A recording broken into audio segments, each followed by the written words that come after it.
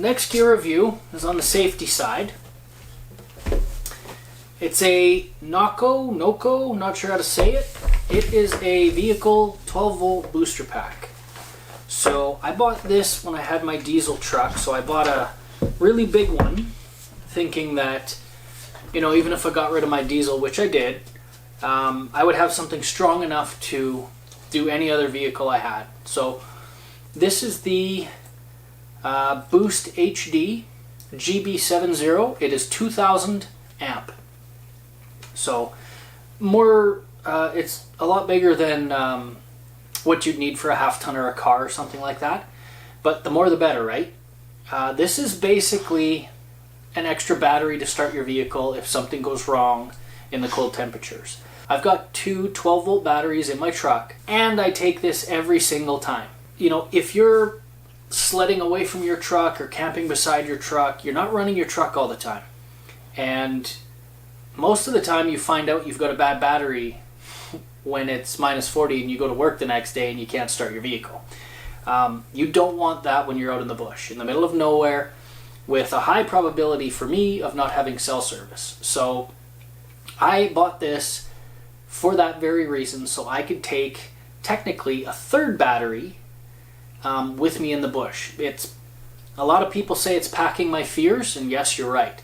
If I was alone, it wouldn't have been as much on my mind. But when I take the family or the dogs, I need that vehicle to start.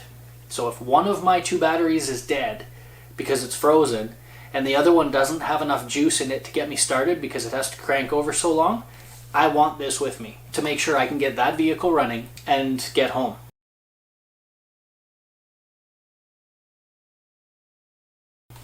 Now, the other thing it is it is a big flashlight. Ooh. I'll show you here. So it's a big flashlight. It's got a gauge on the front that tells you where it's at.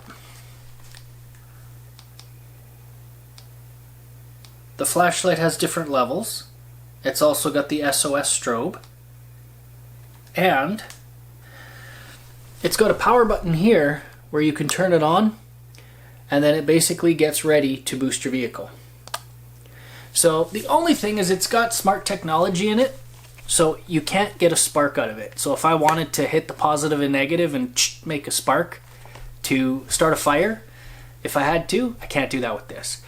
But it's also a 2000 amp battery bank. So you can see there it's got a USB connector, and it's got the old style connector too that I don't think anyone uses anymore. But basically USB is all you need to, you know, charge some things up.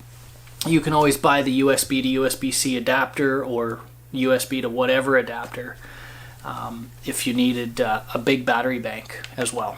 So if you're not worried, if it's warm weather and your vehicle's going to start and you've got dual batteries or something like that, then you could still take this as a security blanket or a backup plan, or a big battery bank.